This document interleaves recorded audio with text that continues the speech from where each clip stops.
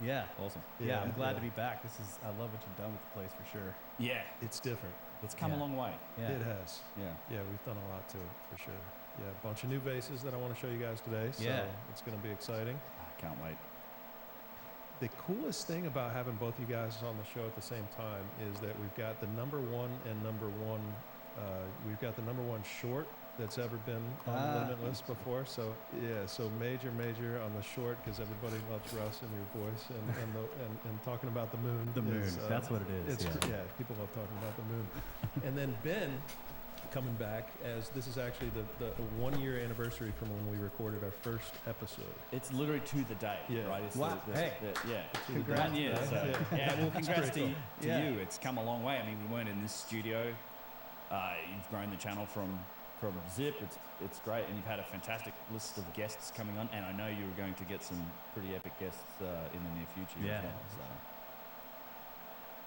Yeah, it's crazy, man. The growth has been insane and fun, and like people are just like, hell yeah, I want to come on. Yeah, I think it's just the bases for the most part. People just want to see bases, but whatever, man. It's worth it if you're out there and you get the invite. Yeah. The vases are incredible. It's a super privilege. I mean, I say it all the time. Like you're the guy that I've always wanted to be able to handle complete vases, and you were the guy that made that happen. And you've just got such an incredible collection. I mean, these are phenomenal artifacts. So, yeah, it is really cool to get to see them as well. And obviously, they make a good backdrop. Yeah, Yeah. yeah, it's good decor. Yeah. For sure. Yeah, so we'll talk about some of those today. I got some new ones that neither of you guys have seen today. So since the last time you've been here, so that's pretty cool. We'll dive into a couple of those. You guys have some fragments. You want to talk to me about your fragments? Yeah, we actually came out here to get some of these fragments looked at with an electron scanning microscope.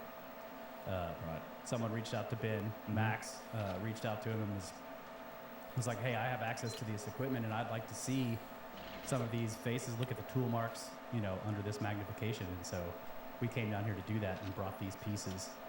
And it was a very, very interesting experience. Yeah, it was. I don't know. I feel like there might have been, I think LAH, the Laboratory of Alternative History, the Russian channel, if you know those guys. I know they've investigated this topic before. I don't know if they used a scanning electron microscope. I might be wrong, but as far as I know, this sort of hasn't been done in the academic world. I'm not sure how much interest there has been in looking at things like tool marks under a scanning electron microscope, particularly these precision fragments. And the nice thing that you can, what we're looking for under an SEM device is a couple different things. So you can find, like, even at these sort of micron levels, you will see polishing marks and tool marks. And we had a couple of fragments with like the tubular drill, remnants on it. You see that's quite common. I know it's in some of your vessels, vases, the dishes. You saw a dish earlier that has that tubular drill center mark. And so we have a couple of pieces that have like that little piece in there. So, looking down at that, what you want to try and see is like, well, is there any metal or any material still at that micron level wedged inside those marks? And that's because that's what happens as a process of machining. It's going to leave behind little traces of metal. And you can look at it and see, well, okay, a scanning electron microscope gives you a readout of basically the elemental composition of the material you're looking at. So just looking at like the granodiorite or the limestone or whatever the material is, you're going to get back what is it, silicon and calcium. Calcium, a little bit of aluminum, things like that. The natural composites in the stone. But like metals and charged parts of the stone will show up in the backscatter display on the SEM, so you can sort of zone in on these bright spots and basically look at it and then try and test it and see what it is. And we found, there were a few takeaways from it. I would probably preface this by saying, first of all, these samples weren't ever really collected, or these weren't something that was picked up with the intent of ever doing this type of work. If you were to collect samples with the intent of looking at them under an SEM, you would probably treat them a little bit differently. Handling them can contaminate them, things like that. But surprisingly, and these are preliminary results. One of the big takeaways was that these were just remarkably clean. there really wasn't any. And we did find a few bits of different metals, which was really interesting, the ones that we found and the ones that we didn't find. But in general, over a few days of looking, and it really is like a needle in a haystack situation. This hasn't been comprehensively looked at just yet, but it's, you're looking at that very small scale. You could spend days looking at like a single piece, just looking around at it and trying to analyze different parts of it. But in general, they're very clean. Like there's just nothing there most of the time. Like you're seeing very clean response. There's no contamination. And the Max, who's he's a physicist, used to teach physics at was it Penn State? Penn State. Yeah, he left the academic world to pursue his own interests. He has a master's, a PhD.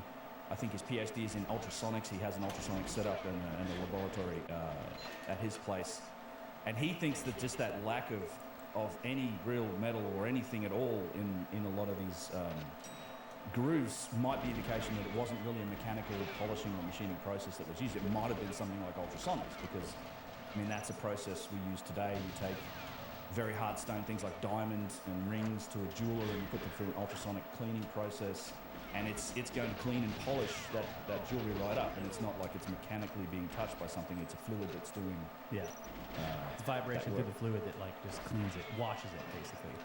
And so if the same process was happening, ultrasonic, you have a tool, but the tool itself is just to carry the vibration into the liquid or the slurry that you're using to actually do the work.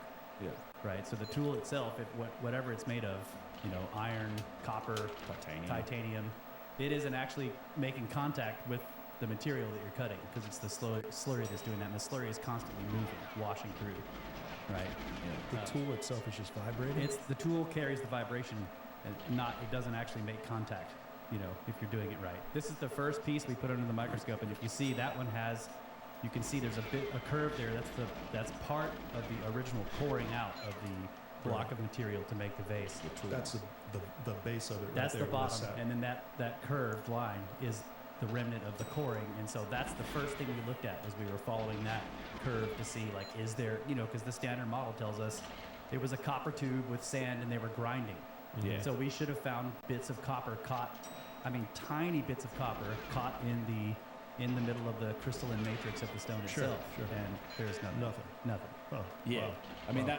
That was a big takeaway from all of the pieces that we looked at, and it's just like literally zero copper. There's no copper Wow. in any of the samples. And that's the explanation, right? Well, it's copper or flint or other materials, but even if it was flint or another type of stone, you would expect to see that as as bits and pieces, little bits wedged into the stone, and maybe a slightly different elemental composition of that stone.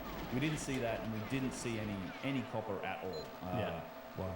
And we did find a few other metals in little spots, and I guess we'll get to that in a little bit. But it was I think those were the main takeaways. And again, this is preliminary work. Like it was kind of a let's test this to see if it is an avenue that's worth pursuing in more detail. I think it definitely is based on the results that we've gotten so far. But it's very preliminary at this point. But those were a couple of key kind of takeaways, I'd say. First of all, just no copper, none whatsoever.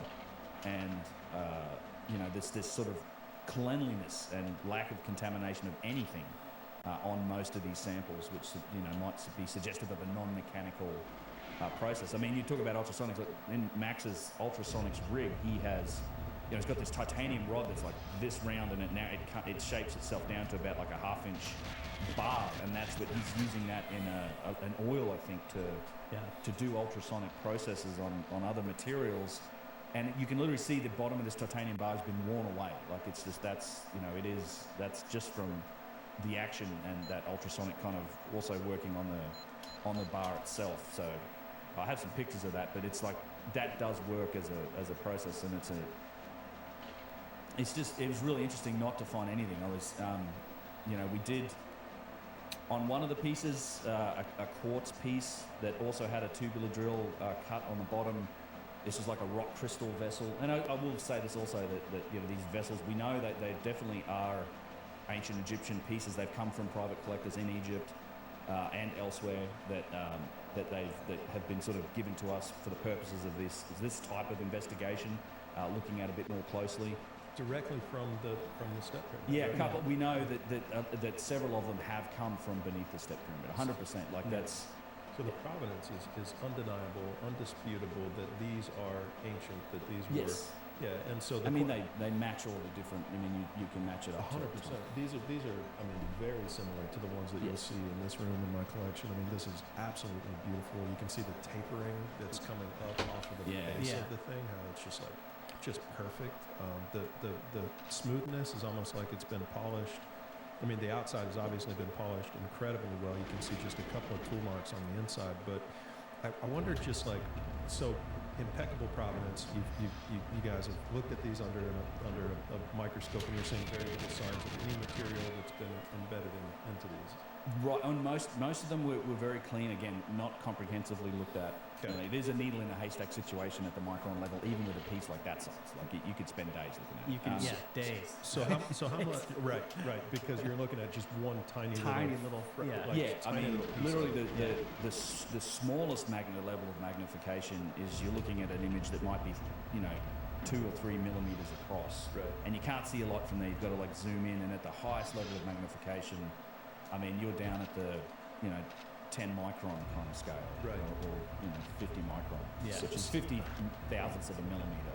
Yeah. And you can see little objects and parts of it that are just a couple microns. Okay. It's very, it's extremely high resolution, and it's So the other, you talk about the machining, so that was also a takeaway. Just looking at the surface, I mean, just you do at that level, you will see the polishing marks and whatever process has been used to actually finish the stone. And that was another takeaway from Max, just saying like how flat and how well done that was. Like at one point we did stick like a copper bar in the SEM, and to the touch, and this copper, it's like this piece like this that's like a ½ inch round, and it seemed smooth on top, like it had been cut off, but under that electron microscope it's just these jagged peaks, where this thing had been cut through Where the saw had cut through. with a saw, and you can compare that to these these very finely worked surfaces with very fine lines, like just orders of magnitude more precise, and just less variation in it. So these are very fine. So you can feel that to the touch, but it's nice to look at it under that microscope. And Max did comment that this is very well machined. Whatever process was used to do it is extremely well made. If these fragments have been at the bottom of the step pyramid for since 2650 BC or so, and earlier potentially. So, but they were the place was excavated in the early 20th part of the 20th century, so like 1925, 1927. John Philippe Boyer goes in and finds a bunch of fragments. Now there's a whole group of people before him that was excavating. Exactly. Yo, what's up, Wave Poker now? How are you, brother? Why they didn't find anything, and if they did find stuff, where did it go? Right. So that's a whole thing. But I guess my question is, how much of the smoothness and the lack of material that you're seeing, at least on the initial scans, and I get it, there's a lot more work to do and a lot more to look at from additional Fucking scans. guy, man. But how much of the lack of material and Yo, the what's up, buddy? smoothness and, Thanks, of brother. these- Oh, shit. Of these fragments, of these artifacts, could be explained by people rubbing on them and handling them over time, potentially thousands of years? You want to take that, or I can? I mean, it could be, but we don't. The first thing I would say is we don't know how old they actually are, right? I mean, if they're really old, then yes, I guess age would polish them as well. But we do see tool marks, and they haven't been completely worn away, but at the same time, they've been buried.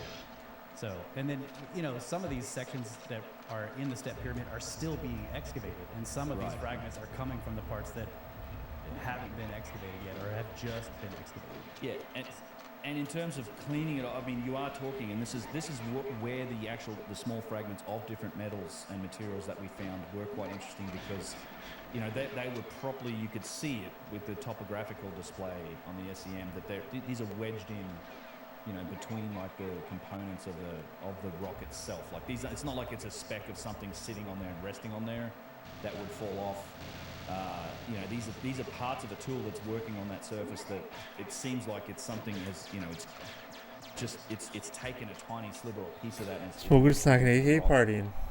And Nice, buddy. that's what we found when we did find a couple of different anomalies. So there was a quartz piece 4.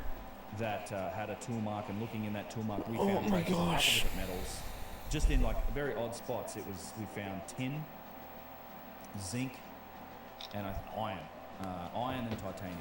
I think that was it, right? Yeah. So, and then there was another piece where we found iron and titanium, which was really interesting. Now, it's a complex thing, right? So iron and titanium do. I mean, they can exist naturally in rock.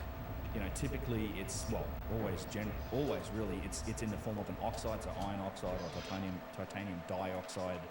You know, that's the material that exists naturally, and you have to refine that to get like the actual base metal out.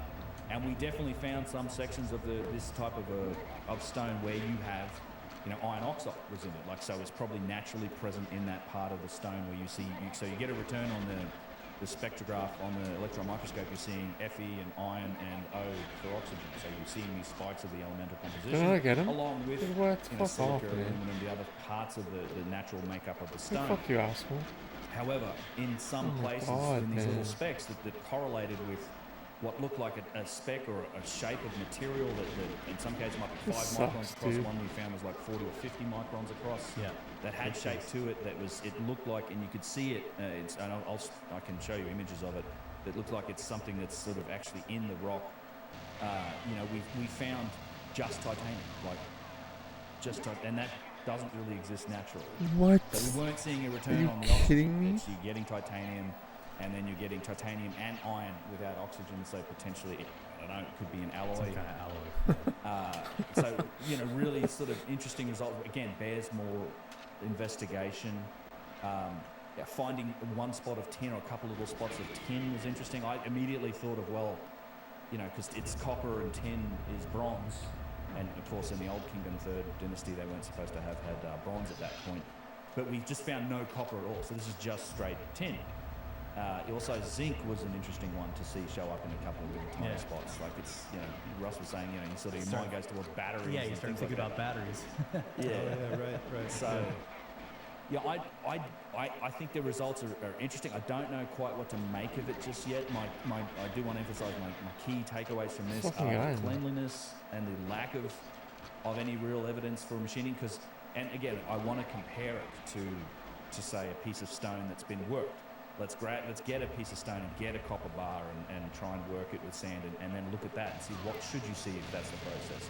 I'd like to compare it against other natural bits of stone from that area as well. So you've got this comparative thing to look at. But the This real key fucking takeaways guy, for me bro. were, How was the regard there? how clean What they the were, lack fuck? of How was the any regard real in this evidence, other than room? a couple of little spots, What which the I'm fuck? not sure what it indicates just yet. What is and going then the on? lack of copper was the big one as well. Like just zero copper the entire time.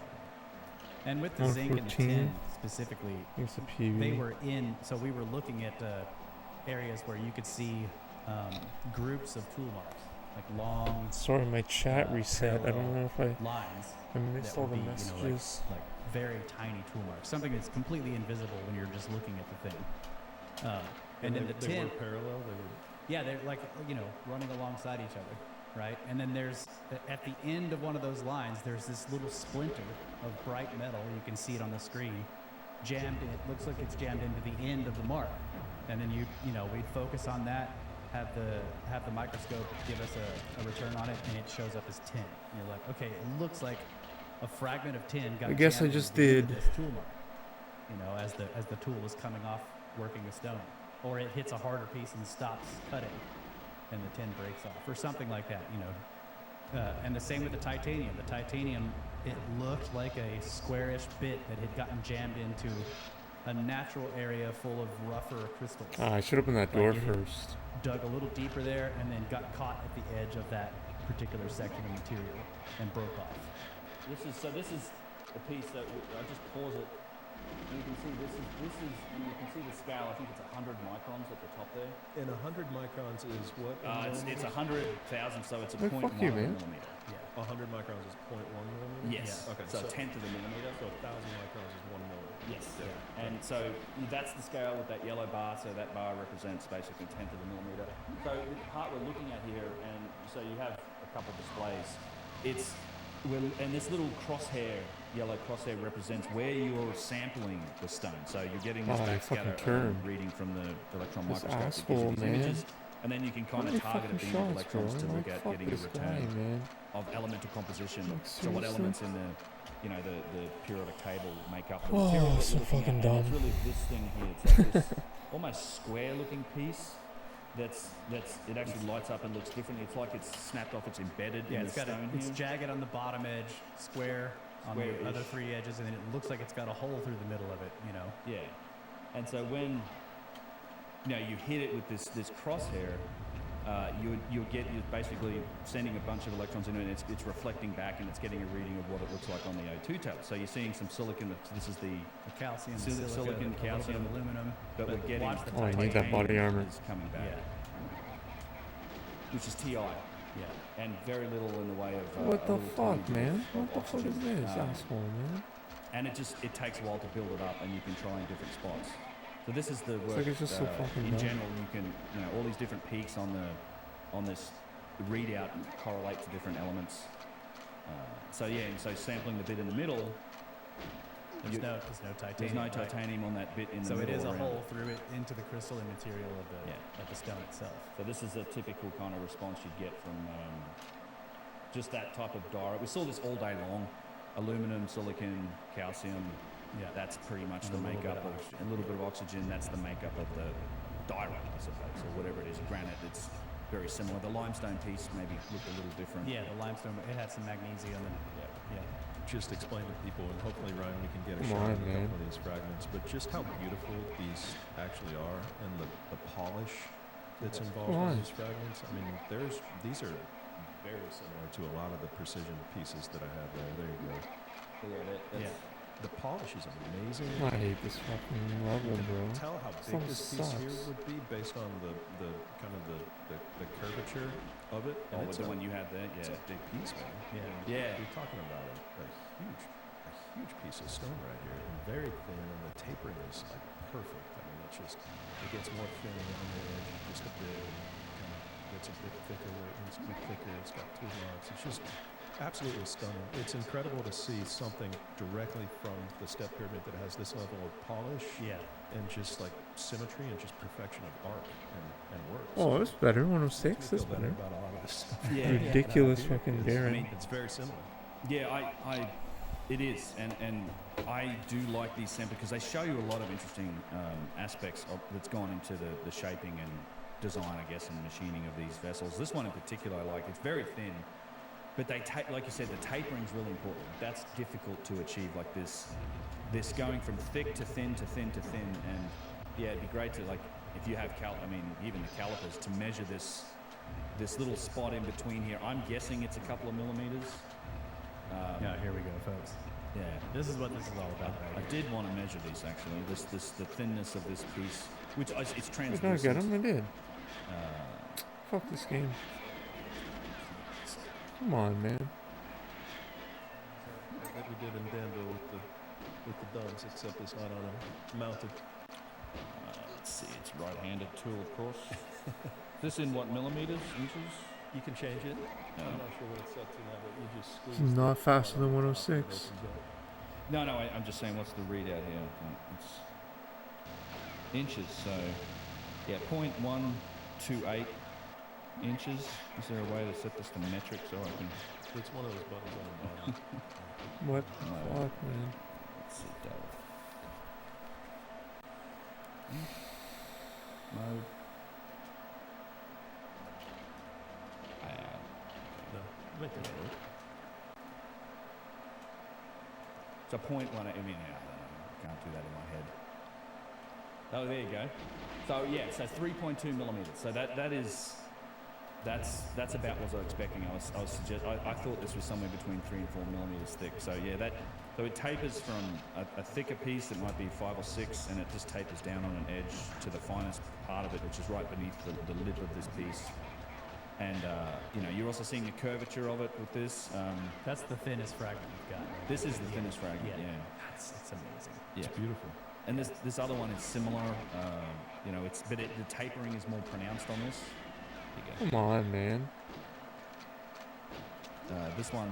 The two samples we left with Max are the ones that had the most anomalies in them, and he's going to do a more comprehensive, study of them. And so we'll get back in touch with him. I guess he'll let us know once he's done more stuff, and Yeah. because But some of these we found no metal. Yeah, Like nothing. nothing. Most of them are nothing. Yeah, like Right. this Asshole, one, man. this one in particular, like it just had nothing. And this one too with the core drill in it the first one we looked at. Obviously we didn't comprehensively scan the entire piece, but there was just nothing. Cruising back and forth across the piece in it, a little bit randomly. Ryan, do .115. See what that comes out to. Thank you. Inches. 0.115, 2.9, so like almost Less three. than, just under 3 Just under millimeters. 3 Yeah, which is like the thin wall bases. Like it's two millimeters 2 at the millimeters. thinnest point and 4 and the rest of it. So Crazy. Yeah, It's it's right there. and it's quite remarkable. I mean, and that's you can see that machining prowess, and Russell's speech line, you talked about that, the crack. Like we thought that's a crack in that thing, but it's looking at it under the microscope, it's actually not. It's a natural vein or Come on, man. a weakness in the material. Stupid It's not. fucking- It hasn't been glued back together, but they somehow machined this piece anyway, Yeah. and evidently, it held. Like that's. I thought, this looks like a continuous break all the way across. But when we looked under the microscope, it's not completely continuous, right? But it is a fracture that goes through the material. And so I had thought, it was broken, and what did they glue it back together in antiquity? Because, obviously this came from beneath the step code. It wasn't glued back together in modern This times. fucking guy, man. So This when we look at fucking it, guy, no, bro. we I found hate this this fucking guy. under the microscope, and it looked like a deep canyon, but broken up because parts of it were whole. But then in the canyon, it's like almost pure silica. It's like crisp quartz growth in there. So this fracture, which is a weakness in the stone, they managed to make this enormous bowl or whatever this originally was so thin, even with that kind of weakness in the material, and didn't break it. Right. It's astonishing. And they must have finished the process because it's completely polished. Yeah. Yeah. This was broken after the process, Right. of making it, Right, because yeah. it's not broken along the weakness. Yeah, when I put a black light up to a couple of mine that have been repaired, you can see it shows where the glue is. And, Oh, okay. and I put it up to this one, there's no glue at all. There's no glue. No Yeah. glue. No, so that's incredible. Yeah, it's wild. Yeah. So it's interesting, and like we said, I would like to compare it to machined pieces of stone that have been machined with different, like I say, modern machining, and primitive machining. It's like there's not a lot of conclusions we can draw about this just yet. It's very interesting. I think it's a direction to go in. I don't want to. I'm not jumping to conclusions about what this means, but it is kind of interesting. The fact that you see titanium, because titanium's wasn't used outside of laboratories until like the 1930s, and it was discovered even just as a 1790 or common- something like that. 1790. Yeah, 1790, and not until 1930 or something like that was it made in large amount.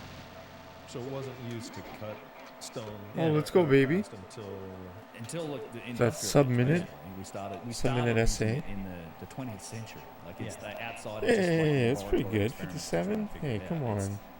I'll take that. So it's if you There just should not be titanium jammed. We'll maybe Yeah, play it. We'll see if we can get all three under it. There shouldn't be a minute. iron. There shouldn't be other materials either. If you just go with so Thanks, let's say Blake Organos. even though you go to Sakara, you go to the museum, they tell you that most of these vessels were probably recovered from earlier tombs, and they're already heirlooms because Joseph had collected them.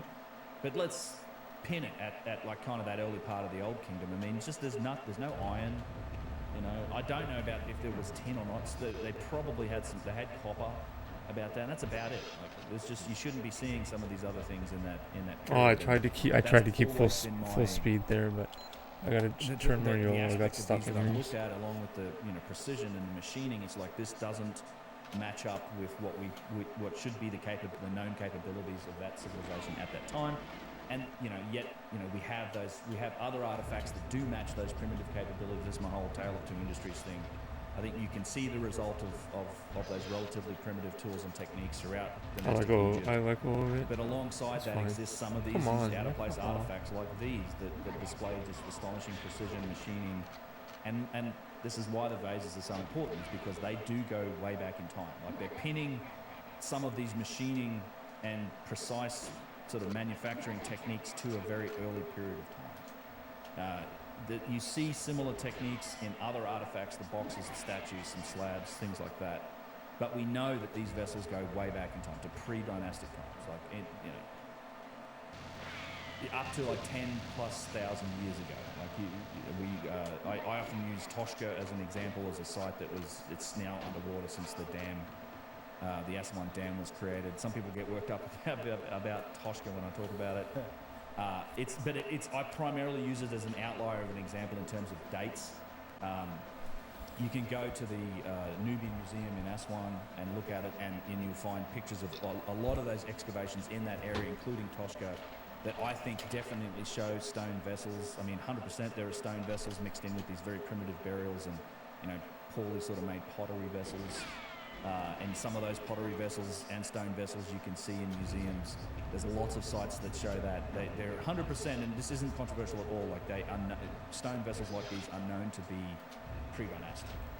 And then, There we they go. go into the We first, second, lost full third, speed. fourth dynasty, and kind of stop after that, right? Everything after that switches over to alabaster with very few examples. And all that alabaster work is handmade. You can tell it's handmade. My personal opinion is I think it's something that Imhotep Did I miss him created again? as a method Really to try and suck, eh? imitate the stone vessels as best they could in a much softer stone, which is alabaster. He was a genius. He figured that out. That's actually literally what they say as well at that museum. They're like, hey, yeah, he was trying to figure out how they did this, and he came up with his method for alabaster construction, and then most of the vessels you see after that are alabaster. Beautiful, but handmade. And for anyone who's ever there in the Nubian Museum, it's off to the right in the annex, not in the main body. We looked multiple, like we know this Toshka exhibit is in here somewhere. Agent And 101, they finally were just like, well, let's check over here. You where thought they pulled it, probably. Yeah, we thought it was gone. But then you go back into this annex section, like where it says basically that this is a temporary exhibit. So you think it's just whatever they have. But when we went in there, and there's a whole section on that area that was flooded with multiple photographs and all these details about the archaeological excavations that were done in preparation for that area to go underwater. And that's where we found the photos and lots of other ones showing what looks like, I mean, obviously you can't 100% tell because you're looking at old photographs, but you can see like very primitive, like a burial, very primitive pottery and ceramic work or whatever. And then there's this beautiful dark stone vase in there with this primitive, all these other. Yo, Colin Bowles, what's like, up, man? wow, Thanks, this is brother. supposed to be 13,000 years old. Yeah. Mr. 101, what's up, bro? Of Thanks, the man. body curled up Yeah. inside the tomb. Congrats and on it's the world got a record, couple my of man. rounds, That's like big time. What looks like faces Yeah. next to the body. Yeah, there's a 'Cause lot of that's different the photos in one- there. that's the As I one have that's 101 on the that's in screen, museum I that was you guys doing have Egypt referred to Agent. in the past. And when we found that photo, there's a bunch Thanks, of brother. photos around it where you see again, like I said, you can't 100% tell because it doesn't tell you like stone vases plus, Right. like clay vases. They just tell you like this was dug, it's burial number 8, right? That's exactly what you see. I'm working on. As I said it, I was saying I'm It working on does- keeping my some full of them, speed some there. of the photos you're Going like, back yes, for that the is golden gun. What the that looks fuck like is a this? stone vase. Okay. Look how far away he which is. out of What the those fuck do is you that? think is like the most convincing out of in that image? Or is there a better image, or is that kind of the? There's better images. Yeah, it's better Yeah. images, yeah. I do have it in my slide deck, but I'll see what I can do here. Thanks, man. Super hype. Yeah, buddy. Nice, bro. And it's worth pointing out that. Yo, you what's guys up, were Goose? there. What, really? Hugh Newman announced at Cosmic Summit this year. as The part of sandstone presentation columns? we talked about a couple episodes ago, is those The megalithic stones architecture? at Karahan Tepe that are 12,000 years old at a minimum. Yeah. 12,000 Yeah. years old. Yeah. Sorry, man. I'm not as good Honestly, as Carl they Jobst. you also see artifacts like that from Turkey, that are at least Yeah. 10,000 years old. There's an obsidian, like a part of an obsidian bracelet. What the that's fuck is this? 100% been turned and machined. And obsidian is glassy. Right. Yeah, Not going to be an easy material to turn. Right. Yeah, It's it's gonna normally wanna it's shatter. flaked, right? Yeah. It's, What the it's fuck, like man? Most obsidian artifacts are Like, fuck you. made like arrowheads with flaking. There's no way this is Yeah, he's faster got than 101. Like, it's impossible. Yeah, there you go. And so it's 100%. I mean, there's been a tribological analysis done on this piece, and Oh, God. it's you don't get that result with obsidian with flaking. I mean, Yeah. it had to have been turned, and probably turned at a high rate of speed. Right in his face. There's also there's That's a like name I haven't heard in a phases long and time. vessels from Turkey, the same thing. Yeah, that's 8. Last time he streamed, last time Carl Jobs streamed GoldenEye, Yeah. he fucking got Egypt 44. It was insane. Streamed for like half an hour, and he like got Egypt 44. I gotta give you a It was big it was shout out for really being insane. kind of the person who spearheaded the revolution there with the lathe and kind of questioning. Like he duped it, right? Was first used. You've done amazing work, and I think at this point, everybody, even in the Using the new tile warp community, is strat, kinda like, which I'm not using. there's probably ways before 13 BC, so Yeah. they're slowly changing their minds. It's not bad. The gold I'm getting a little faster. I let go of C up though. Thank you. Okay, this fucking guy, man. I can't take the credit for doing the work. I mean, Maybe I should change to full screen, honestly. And Nick Sierra, I'll probably see the Baron really and Adam Young, fucking he was the one who really properly. drove this in the first place. I feel I've been This might be privileged enough fast to be able enough. to document it and It's pretty shit you though. know, as I tell those guys all the time, is look, if you had done this without me and you just published the results, I would have made videos and content about it anyway. But I was lucky enough to kind of be invited in to be part of it, and you know, and I guess push it out. Just ancient technology, I guess that's become. What? How did I not hit him? my patch that I what? play in a lot of the time, and yeah, it was a privilege to be part of it. But yeah, those guys that did the work and the analysis, fantastic, and yeah, I give the credit to them. I know it's come out on my channel and stuff, and the part that Please, I a few more times. We're not going to spend all night on this. I just want to get all three under a minute. We got 57 on SA. It's pretty good. Pretty happy about that. We put it out there. A lot of people became interested. Mark Vist popped out as a cryptographer from I think he's Danish, and he did his work. That Oh was yeah, just, I mean way think, faster, like mind-bending, finding the way radius reversal faster. pattern in these things, finding the significant ratios, potentially finding the base unit value, particularly in that yo, this original fucking base. guy, bro. Max popped up. He's got a PhD in access to scanning electron microscopes. That's all happened because I might he's been change sharing to his full results and data, screen. out there into the public, and you find particular interested people. I mean, you as a result of those videos, I think this whole room might have come to be. So, Yeah, that's right. it's great. I love that aspect of it. So happy to be part of it. Yep. Cool. I guess I'm kind of curious, like, what's next? In terms of. Oh, I let just go. I continuing did to it. look I at let go. What is it? Electron microscope. Scanning electron microscopes. Scanning electron microscope. SEM. SEM.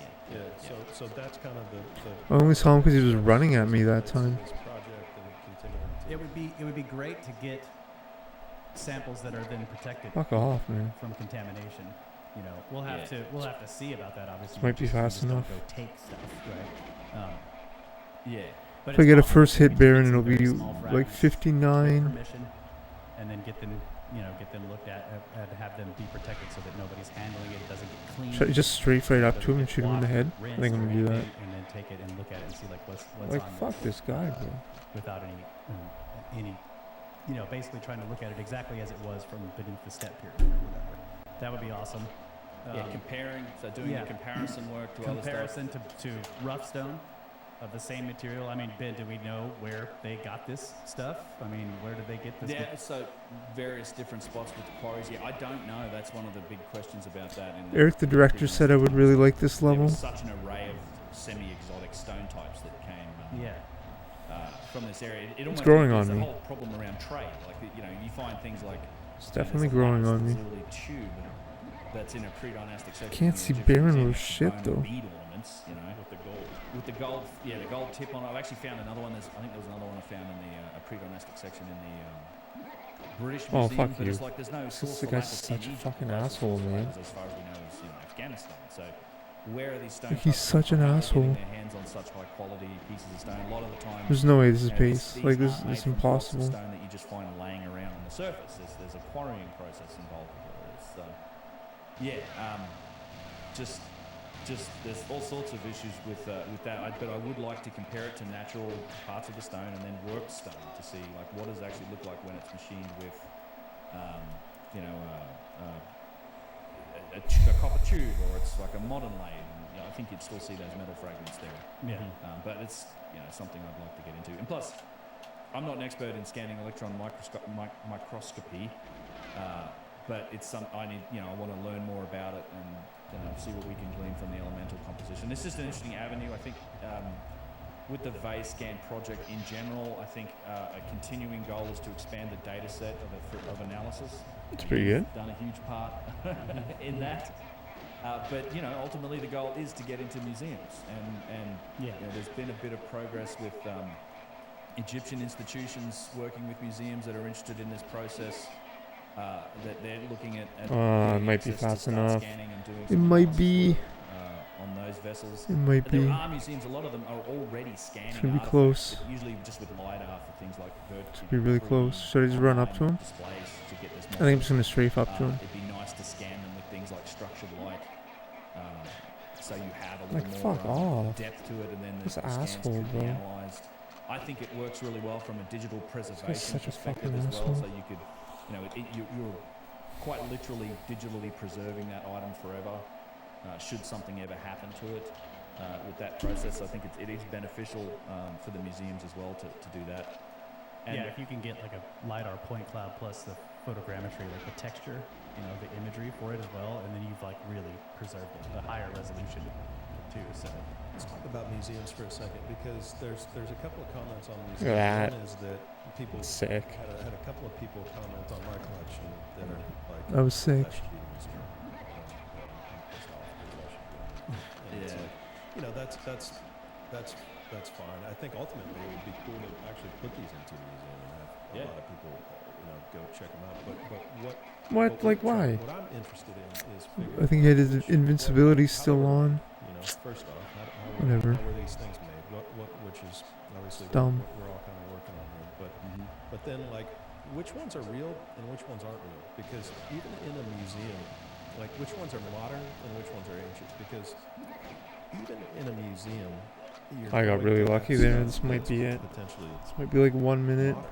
Like, and I just learned this because just from like comment sections on YouTube or whatever. Like, Should we take it? Like, there's I think it's the Cairo Museum. We'll play one more time. Artifacts that has the gold handles and it's round and it's sitting on a tip and it's like perfectly balanced. And I went and looked it up. Pretty insane how I guessed the exact time. Hey, here's a museum piece. It's pretty wild. Really freaking precise, and it looks incredible. And it's just like a lot of what we have in this room. And the comment was, well, it's from its provenance is 1924, and it doesn't have archaeological context. It was donated by the owner in 1924 to the Cairo Museum, and so for me it's like, well, what is it then? if museums pieces aren't good enough from 1924, then what's good enough? And it's almost like what you guys have here, Like, come on, man.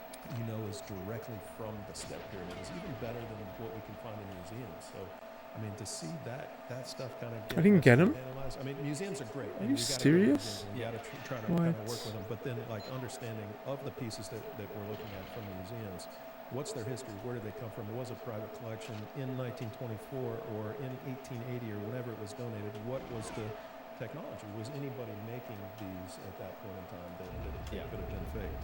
So, yeah, and that's a good point. I didn't know that. I think I know that actually explains some things. If it's that big round one with the gold hand, I know the one. It's one of my favourite pieces. They keep moving it, and they keep hiding it. Like, I had to go find it, and it's like literally in an off-limits area that I just walked into, on a dusty shelf somewhere now. And maybe it's because there isn't provenance attached to it. And when I say we want to get into museums, it is primarily, well, A, to expand the data set, but B, to like get access to vessels with like impeccable provenance. The ones that have been, okay, Jean-Philippe Loyer found this thing, came from his collection during his excavations at Saqqara. That's pretty impeccable. Like, if those types of artifacts that, like, Flinders Petrie found this thing or whatever, those are the ones you want to look at just to address the provenance issue. I personally, for the same reasons you mentioned, technologically speaking, I don't think it's such a big issue with provenance. I mean, I know people Got him, don't right? like the results. They're going to question provenance, and I think it's legitimate to ask the question about provenance. But I think for those exact reasons you mentioned, like Come in the on, 1920s, man. even in the 1980s. Like this stupid Because fucking I know game. this, like, I think the OG vase goes back to about the 1980s. I mean, some of yours I know go back to the 1960s. It's like, who is doing this level of precision machining in that time? And even in the 1980s, it's questionable that you would be able to do that. I mean, we know that today I'm sure it's possible. It would be insanely I hate expensive. this fucking game, bros. It would take a lot of machine time with a very sophisticated machine, with an expert operator. You probably burn through a bunch of tooltips trying to do it because it is very hard material. And I'm not sure you're going to get a return on the investment if you're just trying to sell this as a fake artifact on an antiquities market. That idea gets compounded when you go back to like the 1980s or the 1960s, because these things weren't really worth anything back then, not relative to today, certainly. I mean, people have always been interested in statuary, artifacts with writing on them, hieroglyphs, and these vessels are like they're plain, they don't have decoration on them. I mean, sure, they've had a value, but it hasn't been significant. I don't think you'd ever be able to do it for the price to make a money in the 80s Let's and go, the baby. 60s on an antiquities market, unless someone's insisting, well, it's a 50-year practical joke. Oh, Somebody man. made it in the 80s in the hope We'll that this take would it. We'll happen at some take it. point in Yo, the future Robbie and Rap get Boys, what's up, analysed. brother? And I put a How are you, video man? and somehow drive the price up of these things. What up, brother? Yeah, I should have bought one. I never did. Terrible grifter. Terrible grifter. Yeah, I'm very bad. Pronounce my name. So yeah, You got to work on that. Baby. Or a terrible Come on, man. Metallica, what was it? Oh, Yeah, I'm Rody from Metallica. Rody from Metallica. Yeah. What's up, man? How you doing, brother? Please pronounce my name. Yeah, you got a Rody from Metallica to tell you all about. Which one, my dude? Oh, come on. 1 minute. Like, come Andy on. Schultz, I was on the Flagrant podcast, yeah. and it's like, well, he asked me before the podcast. He's like, well, what do you call yourself? And I'm like, well, My- YouTuber My or stream whatever. name, He's like, there's "Well, different it's ways kind to of pronounce your it, my dude. Yeah, he did. Made me laugh. He's like, There's different ways. No, dentistry's wrong. We've got a Rody from Metallica. I learned it. I like it, yeah. Okay, I'll tell the whole story. But yeah, I don't. In I high don't school, see it I as would big just of say a- G's guy as all the issue, time. as big of a deal as- Like, oh, G's guy. G's You guy. know, there's also And the form matching, right? So a lot of how stuff does. then I learned about Gyges. Gyges. And this is a known And I'm like, okay, archaeological that's... technique. And he It's was like by the matching ultimate form troll, and ultimate stone hedonist. type I'm like, and alright, even wear that's and it, things that's like me. that too. G's guy, Guy G's. It's Design contextual. type But then I've heard it's people contextual. pronounce it Yeah, and that happens. different ways. And these artifacts we're looking at Like that Gyges. match all of those things. They match the form. And I think Like that just sounds it's a lot better. replicas. They look well, not replicas, but they look exactly the same. They show where they're the right stone type. And a They match on all Viathex, these other levels.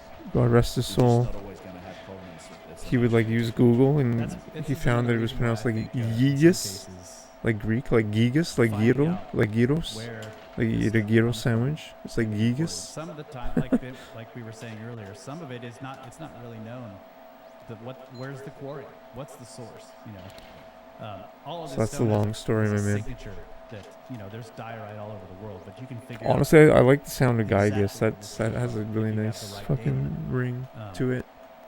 And so like one of the things we did last time we were. It in sounds the Egypt, best. We were trying to find out. And where it they also get the coincides with basalt, because they've used this basalt stone. Earthbound's on a lot of the Old Kingdom sites. enemy. As paving. It's also Gyges. Blocks for walls. And the Spelled a little question is, different. like, where did it come from? So there's at least one supposed quarry. Guy, way out in the Gues, desert, I and think. we went out to try to find it and look at it, and it was very interesting to see. Like, okay, Comes so from this Plato. may be the source of some of the basalt Comes that from we have in some of The sites. Republic. And being out there and looking at the material, because When they're saying, do people are people morally just?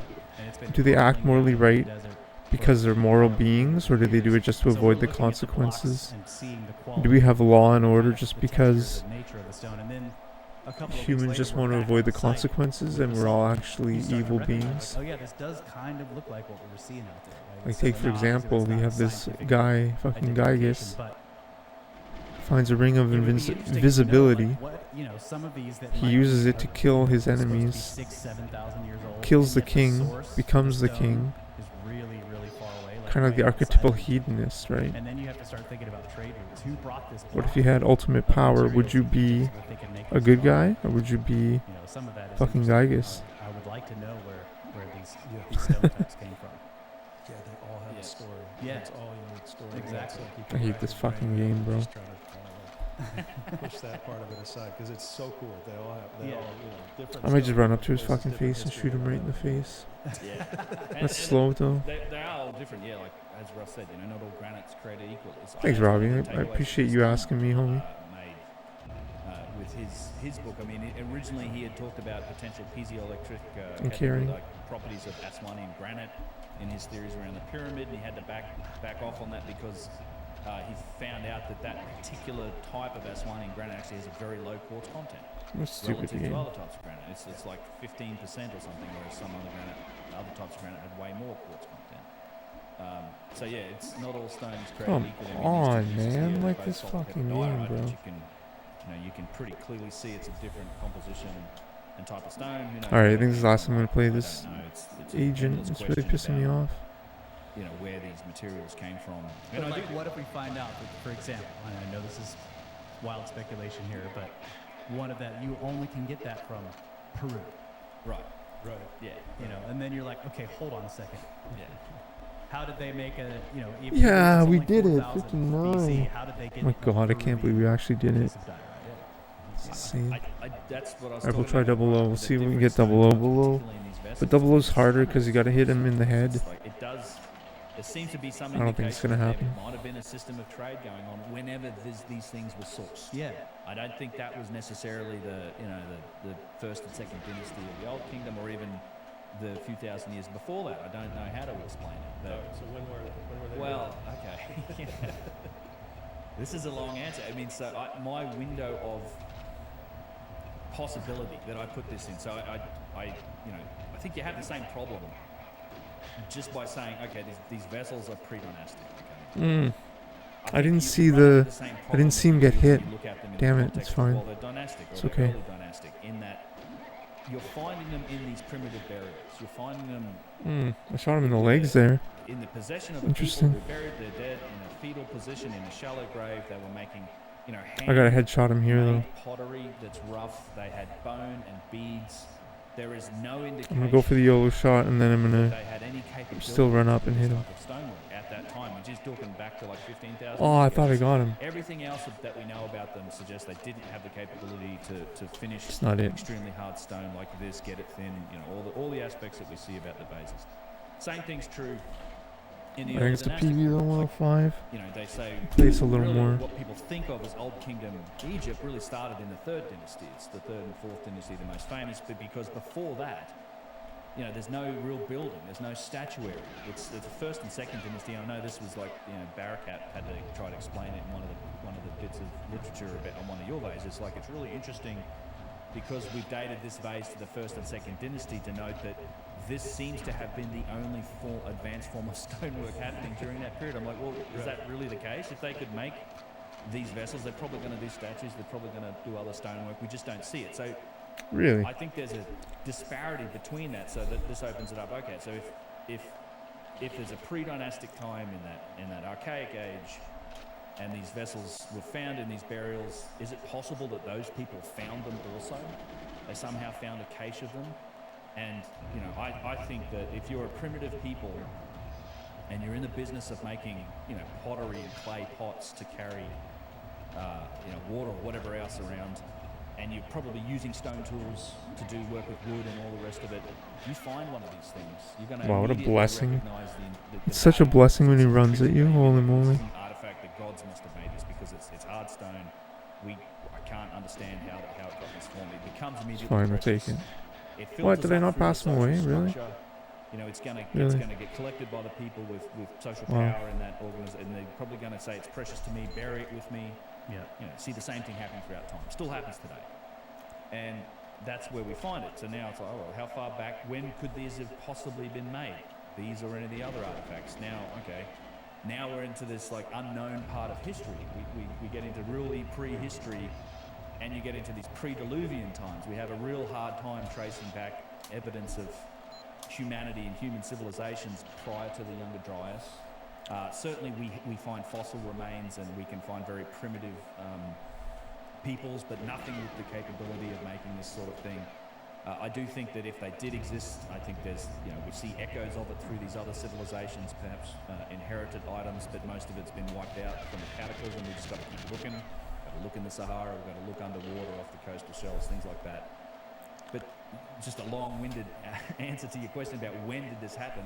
my window of possibility is like anywhere up to nearly 1 million years ago for me, for Homo sapiens. Like in the fossil record, 300,000 years old human beings, based on teeth morphology studies and DNA studies looking at when we diverged from a common ancestor with the Neanderthals.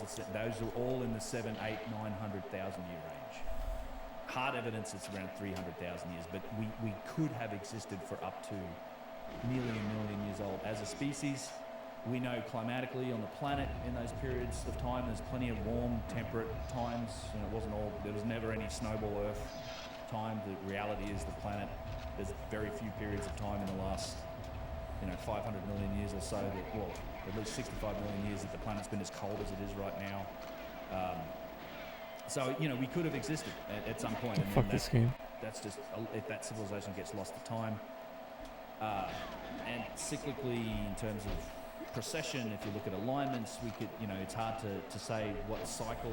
If you say, well, the Sphinx is lined up at Leo, and that is a certain time on the precessional dating. All of these precessional dating tools are really cool, but I think they suffer from an issue of like, well, what cycle are we talking about? Because it's a circle. Yeah. It's a circle. It's a 26,000 year cycle. So when did this happen in that 26,000? 12,000 years ago, or 36,000 years ago, or you can keep going back. Which cycle was it in? So I don't know. Another element that goes into this that I think is a possibility is that where the last humans left, we don't really know how intelligent Neanderthals were. Denisovans. I mean, we're working with a pinky bone with those guys. Yeah. And some tools, right? Some like arrowheads maybe, and but we don't even know. Right. A lot of times when you go back that far, the cultures are named after a particular tool type, and it's just a horizon of like artifacts. And there's almost no fragments of the people themselves left. Right. Yeah, who knows what they could have been capable of, I guess is the point. Right. And they go back, we go back 800,000-ish years, give or take. It's what it suggests. It's a long time. Yeah, Neanderthals have bigger brains than us. We thought that they couldn't talk for the longest time. Now we realize they probably could talk, and they had lovely singing voices. I mean, we don't know. Denisovans, we don't know. And it's just, I'm not saying that's what it is either. Like, I'm just saying, I think we should be open-minded to these possibilities. And when you combine the extension Where are you? I got him? Insane. Evidence for these that might be it. That actually might be it. Particularly the younger Dryas, although by no means the only. That's not the Oh, only thing 1 or that's happened in the 2. last 100,000 All right, years. we're gonna take that. We're gonna it's play other entirely levels. possible that, a civilization had the capability to make these things for whatever purpose could have existed any time and built by humans in that period. Now, I don't know where to land. Was it? I don't. My intuition says I don't think it was one that was just destroyed by the younger Dryas. So if you call it Atlantis or whatever, this thing that was just destroyed by cataclysm and civilization that sank. And I'm not convinced that was the younger Dryas. So was it 15,000 years ago? I don't know. Maybe it was the Bolling Alarod or the older Dryas cataclysms. I think the time spans could be greater than that. Yeah, there's impact proxies in mammoth material going back 30, like George's tusk. Yeah. Has magnetic spherules jammed in it from 30-something thousand years ago. So it's like, well, there may have been, and I know you've had Randall on, and he talks about this. There may have been, it's not like we have this image because of the dinosaur event, the KT boundary, that you have like one massive thing comes in, boom, changes everything. But it's more likely that you get periods of increased bombardment because we're going through like the huge, massive clock system that is the solar system. Now we move slowly into a period where now we're just passing more frequently past large amounts of material.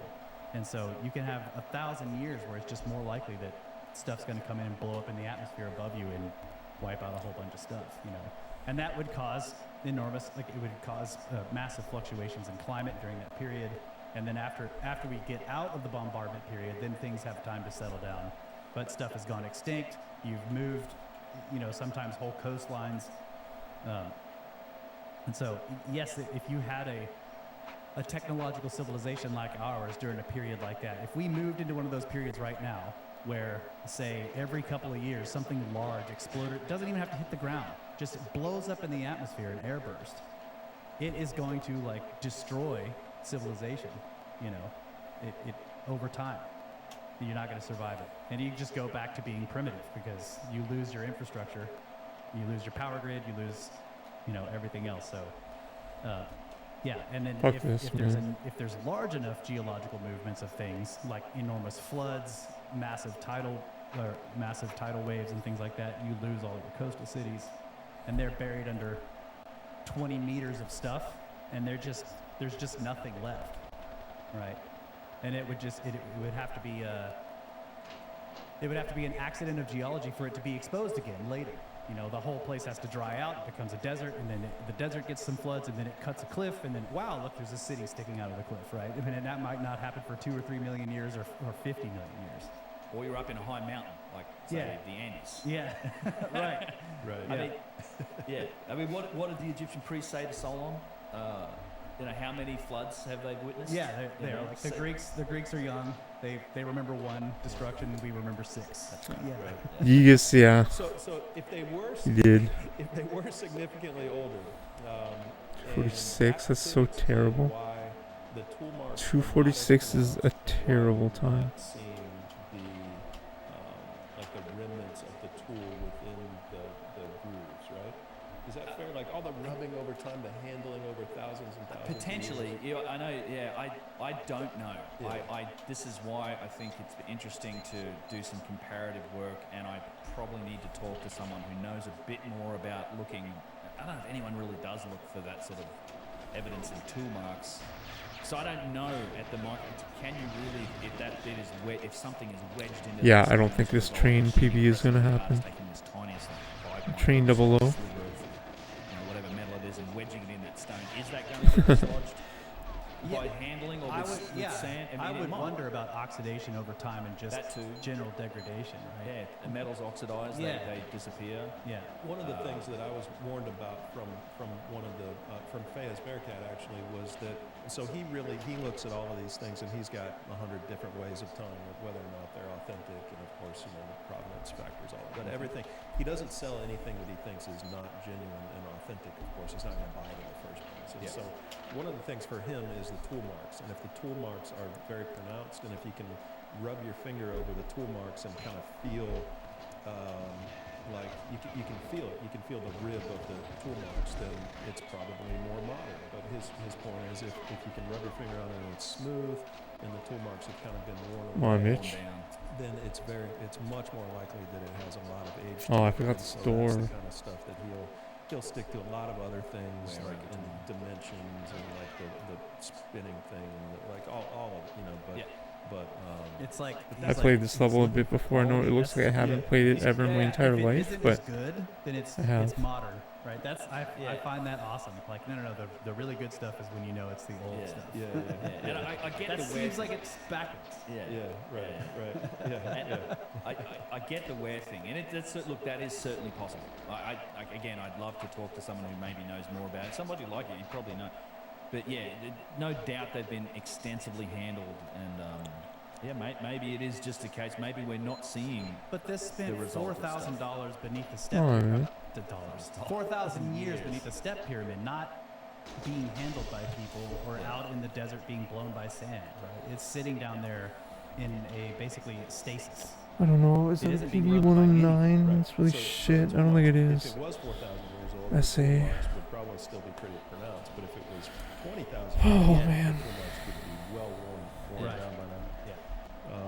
This one. So I want to bring out a couple of artifacts that you guys have not seen yet. So just wanted to show you guys and get your initial take on it and initial impression, first. So this one, I did do a little bit of a video on this, like a little short on this one, and this one is within the X and Y axis of the lip. Are within.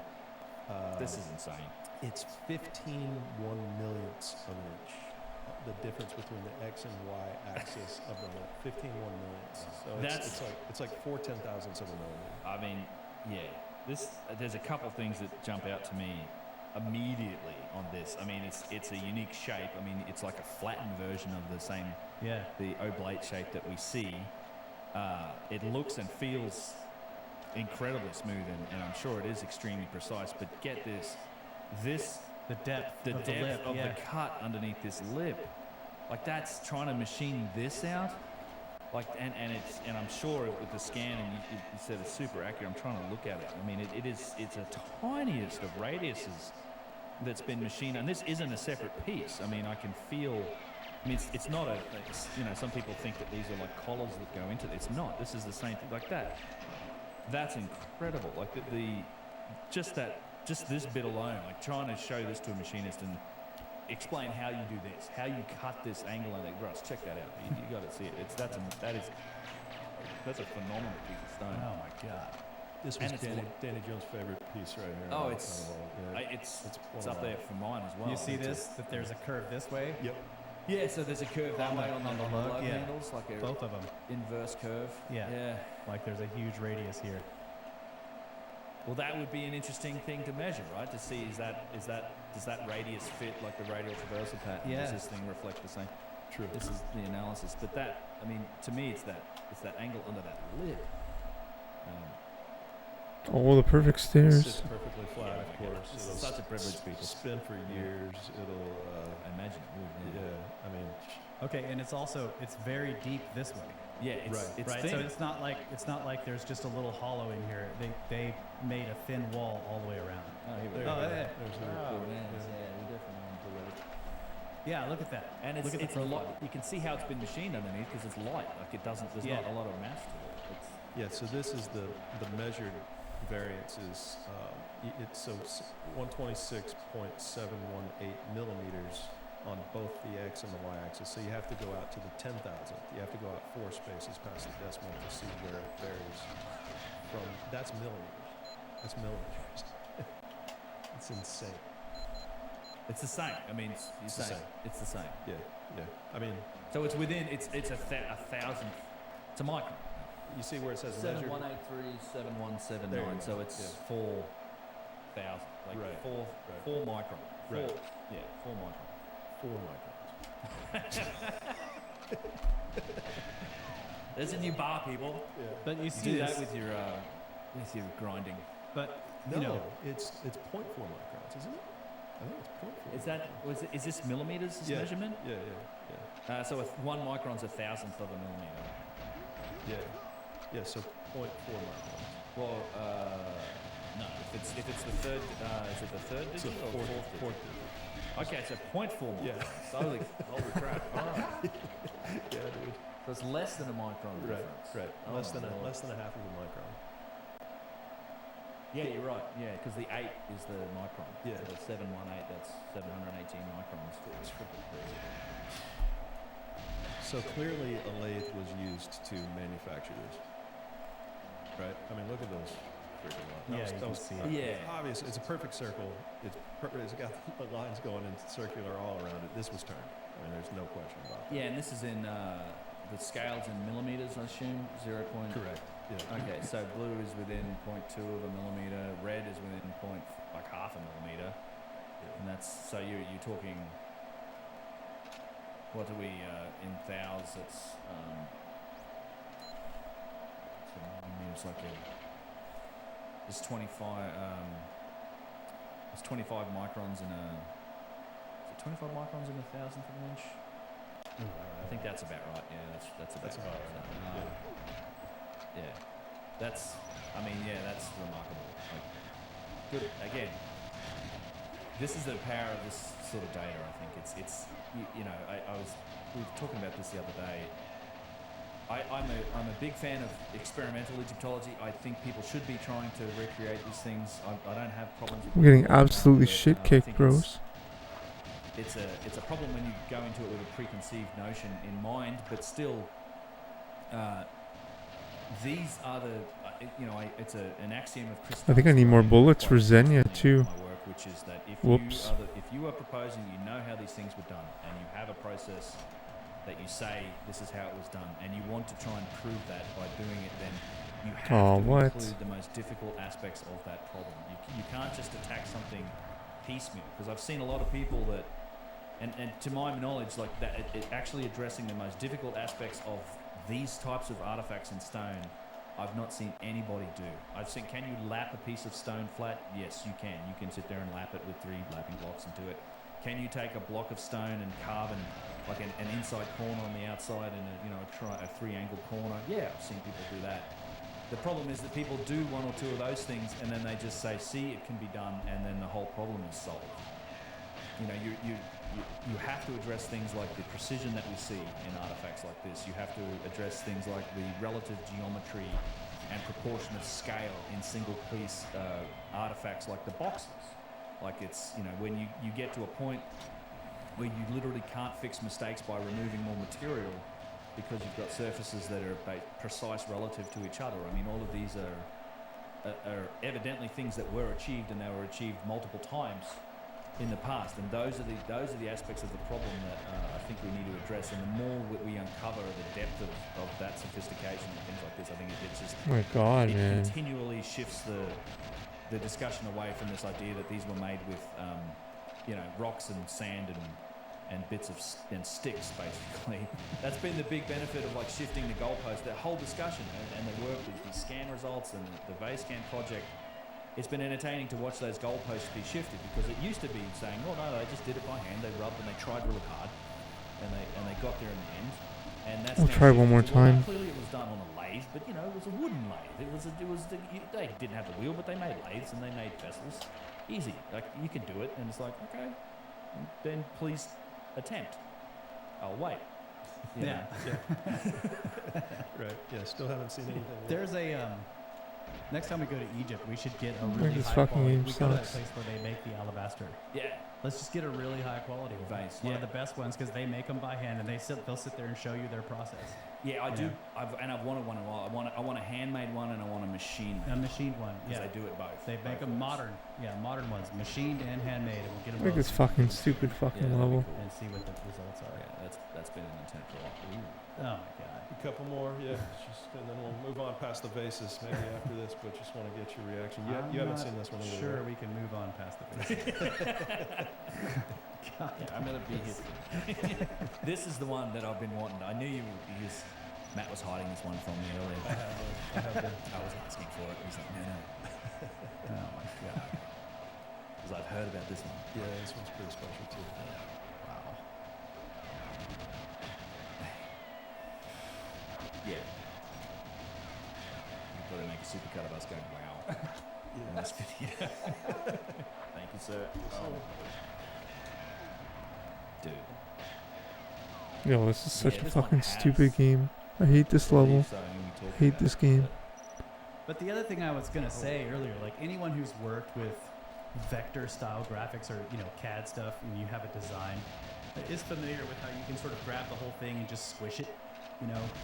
It's Yeah. like, and that's what this reminded me of. It's like This it's other one one? of these, but they've just sort of flattened it out and maybe widened the lip a little bit. Yeah, but we're not it's- playing this it fucking seems bullshit the level same anymore. shape. Basic Yeah. concept. Now, I mean, I guess you could make an argument like, well, of course, all vases are the same basic concept, but it really is astonishing how the design is. You can see it. It's like they have this one thing, and you can stretch it, you Yep. can squash it, you can widen it, you can narrow it, and you don't have to change a whole lot, and then you just get the machine to make it for you. The fact that this one has radiuses going in towards the center of the vessel on the lug handles Yeah. is interesting, because you were saying it's lathe. Well, you're not going to do that by turning it on a lathe. You would have to have the thing mounted over here and a tool doing this, or something. Yeah. You can't spin that vessel and get that Result. curve going The in other the other way. direction. Yeah, the tool itself has to be spinning. Right, Yeah. Yeah. But on a lathe, it's usually the work that's turning. Right. And you're not going to get that result by turning the work. Correct. Yeah. Right. Yeah, it's interesting. Yeah, like and the- it would have to be mounted, on the outside. The Right. center of turn is going to be far outside of the tool itself, of the work itself. When you look at the bag shaped one up there, the Brescia Yeah. calcite limestone, and then you look at that little like silver dollar looking one that's Yeah. like flat. Right. Those were pretty clearly like put onto something that was turning. Like those, like so it's one thing to just turn the artifact itself and spin it and cut it or whatever, but then like the reverse cuts, like you're talking Yeah. about on the handles Yeah. and the bag shape and the other smaller one, it looks like those have been like place onto something that's turning, and we had the material removed from the outside because of that inverted kind of circle thing that you see. Yeah. And so it's I hate this fucking level. interesting what, I mean, you can speculate on what tool they have. It's all so but yeah, fucking here's stupid. the certificate from this artifact. Thank you, Ryan. I don't need the paper. Yeah, so this one goes back to 1962 that you're looking at there. And, Like, fuck this you. Germain family had a couple of these. Filler ass acquired level. in 62, so we know everything about where it's been since then. Since then. Yeah. And it's there's a receipt I think on this one from 1975, maybe something like that. Yeah, 75. So this is the Look at this sale fucking piece of shit.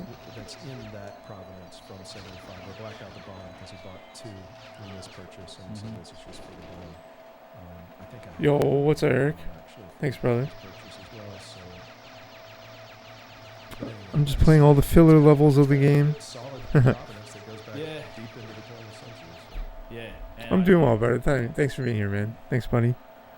Thanks for being here, man. Looks like We're it's just doing random levels. I played Egypt earlier. Yeah. Yeah, when you look at, like, I know you requested me to play Egypt like 2 years ago. It's the same tool marks, like We got That's we got sub-minute It's like a small agent and version of secret the one agent. in the museum.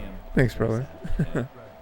All right, we'll play Egypt for Eric. We're going for sub-minute 00. As I think.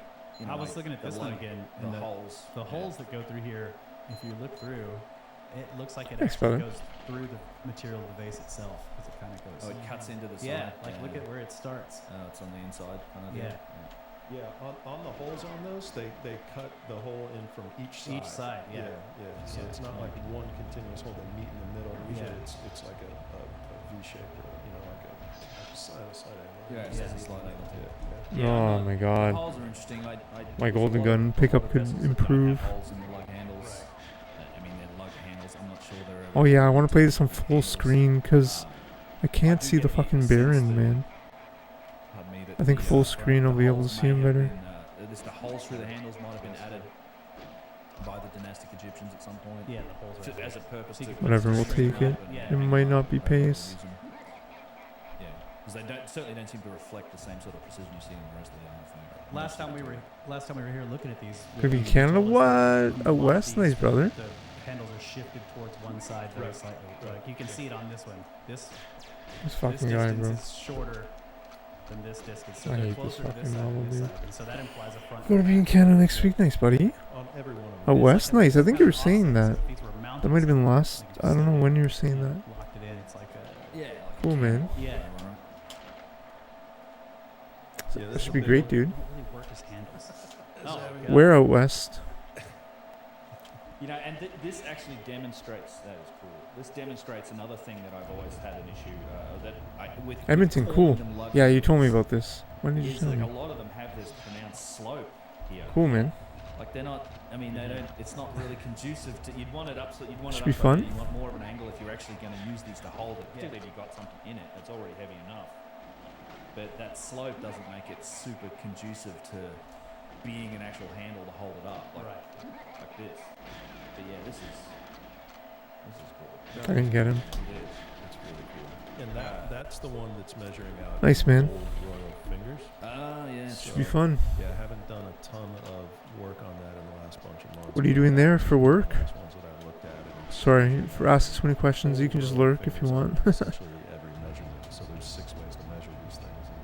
And, you can measure the lip, the mouth, the width, the height, and then the locale. Nice, buddy. Distance. Yeah, for sure. Nice.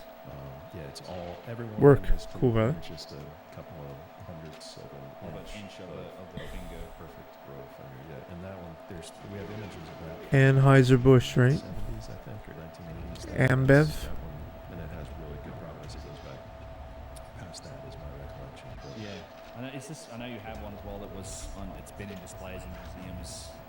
Oh, it's cool to hang. Nice, brother. Oh yeah. Thanks, man. I Yeah, appreciate that it. one on top.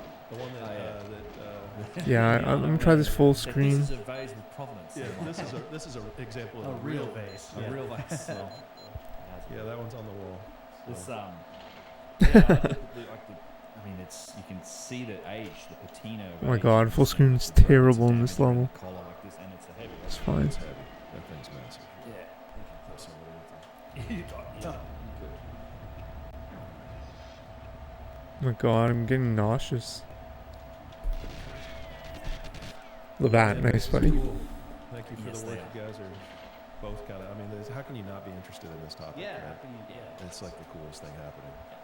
I mean, and how like owning a piece of history that can like, I don't even call it owning. It's like caretaking for a piece of history. It's like preserving these things so that they don't get lost and beat up and broken. It will be fun. That's why I feel like I'm able to like at least protect and care for these things. Ultimately, get them into a museum maybe one day. Yeah. You know? Well, But look, Oh my god, I could see him. Don't bury yourself with him. no. It's like a million times better. Yeah. No, people. I mean, you have the opportunity to do an epic troll on future archaeologists. I was thinking the same thing. You will confuse future archaeologists now. Yeah. No. Build yourself a little mausoleum. That's fantastic. Or just It'll be cold, yeah, it a bunch of probably will. clay ones and just be like, Right. I'm gonna make a pyramid. What is there to do out I there? don't even know, bricks in my backyard or something. It's gonna be Man. you know, They have a big mall. so heavy. Can you imagine? Your mom. West Edmonton Mall is pretty fun. Let's go get this, go I don't down know. I was there as a kid though. Maybe it's different as an adult. kids not making They have like water park and stuff. It's got to be for something else. Yeah. Their sports teams are pretty big. They're big in their sports. They're phenomenal, yeah. And look, it's not like you're sharing them with the world. So if you can go to like maybe a sports game that might be sick, like an Oilers game, if you can somehow get tickets, that'd be sick. You're putting it out there and we're getting scammers. Like, you're doing more with them than museums are. Like, for sure. These guys, I mean, you can maybe look at a museum catalogue and they'll show you a picture of it and they'll talk a little, have a little bit of writing up about it. But man, there's actual research happening on these vessels. Like, they're getting scanned, they're getting analysed, Saturday. letting people come and look at Cool, them man. and touch them, which is super cool. You're at on Saturday. And Did they you get just, him? I got him. No, I didn't. Unless you've What? got all the credentials in the world, I thought there was some falling. you're hired by university. You're going to the Oilers game on Saturday? What? Regular people do that. No way. Or just independent researchers That'd be certainly sick. do that. It's very difficult. There's a few exceptions, like the Petrie Museum. They're big into their Oilers. Bro, Oilers went to Game 7 last year too, right? Insane. Setting an example for what See Connor McDavid. proper, like, stewardship in this day and age is for these sort of artifacts. Yeah. Let's analyze them. Let's learn about them while we can. That's great. Yeah, for sure. My wife thought I was crazy, and still pretty much does. But yeah, I think she gets it a little bit more now. And like, again, Graham Hancock's gonna do shit. I gotta think the He's gonna bases love have that. something to do. Yeah, I was with, gonna love it. you coming on the show for the first time with like 0 subscribers, 0 channel. but you got some bases, yeah, I'll come talk to you. Oh, I know. I was. No, I'm kidding. course. I'm kidding. Yeah.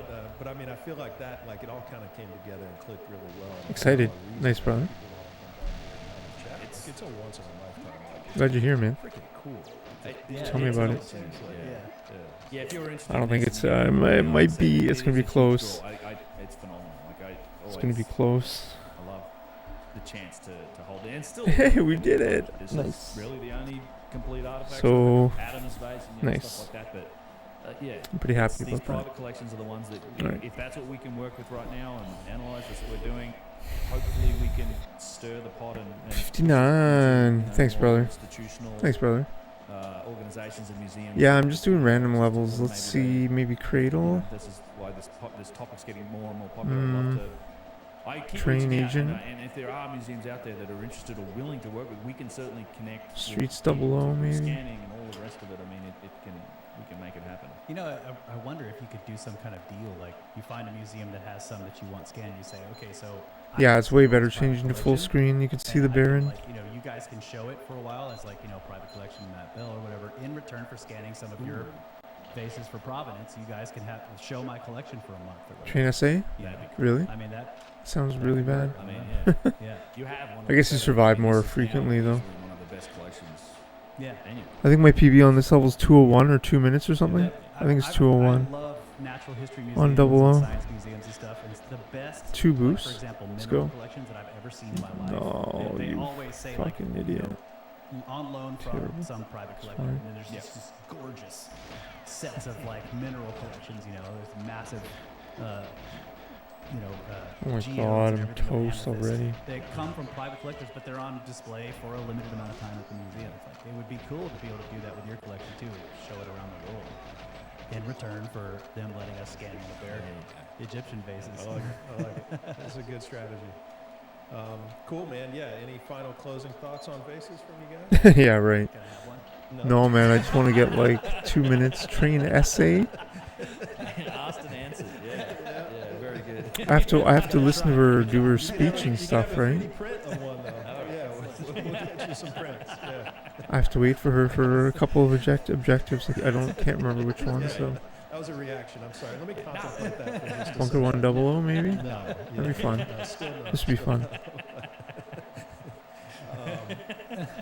But the 3D printing thing is an interesting topic. Are you still getting a ton of requests from In theory, people to buy I might have to play out a nade for this. I don't know. Yeah, people want to print them. I mean, got the ability to do it, to sell them, and to like. Oh, I think they gotta. the website and it's like, They watch the cutscenes, right? You watch all the cutscenes business, and so I for the nade guard. open to it. That guy, People that on black our hat site guard. requested it.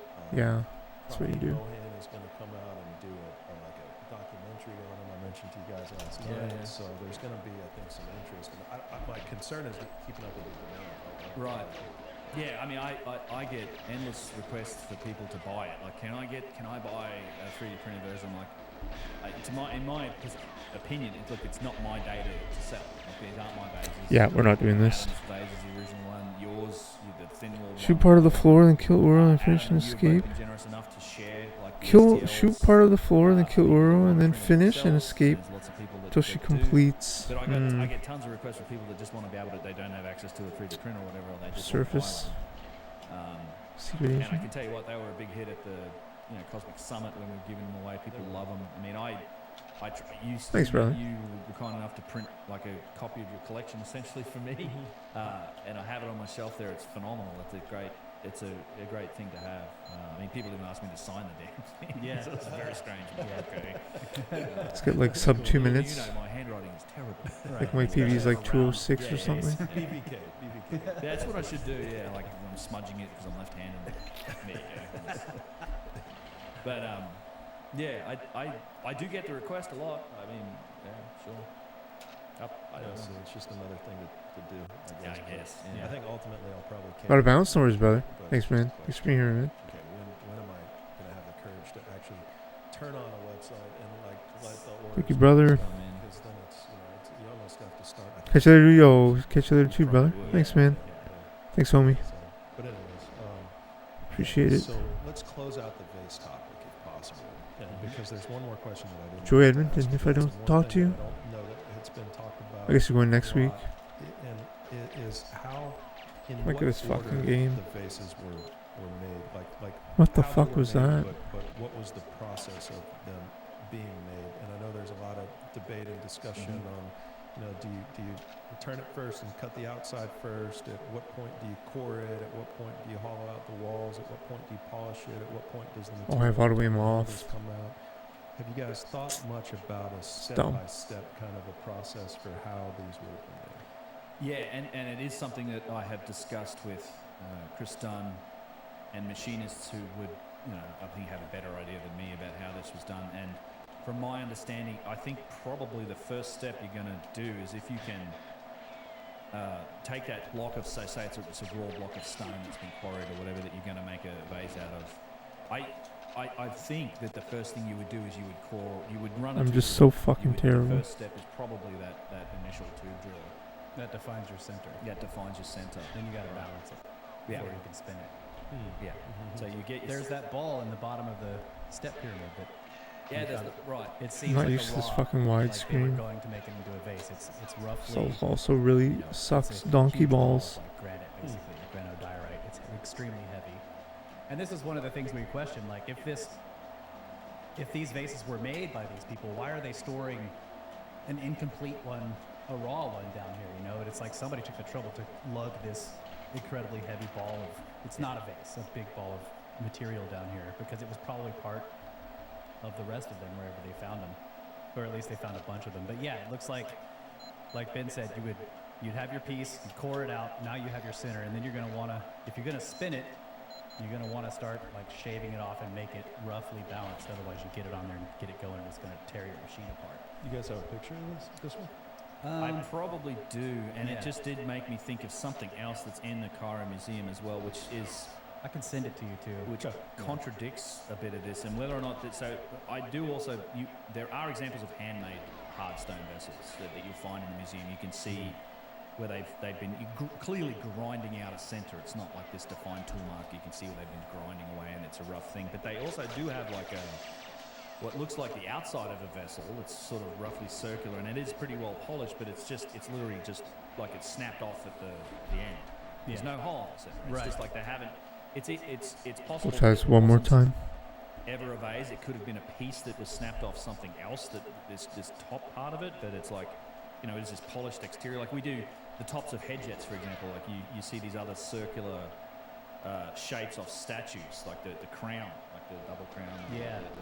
The pashents and the head jets, particularly the head jets, like a bowling pin looking crown. And at Luxor Temple, for example, you can find that rounded shape that's been snapped off at the end. Maybe it could have been something like that, but it's in the vase room along with these other handmade vessels, and it's definitely a polished exterior, but it's like the top of it's been snapped off. I'm trying to find a picture of it here if I've got one. But yeah, I think for at least these precision ones where we see the tool marks and the marks of the tube drills, to me it makes sense. And I think machinists that I've spoken to about it agree that, the tube drill, defining that center with the tube drill is the first thing. You balance it, and then you might start either, this is what a famous quote from Flinders Petrie. He says, the principle of rotating the tool was abandoned in favor of rotating the work. So he thinks that, particularly in the smaller ones, you're not rotating a tool on it. You're getting the work like in a lathe, and you're spinning it, and then it's a fixed tool point that's working on it.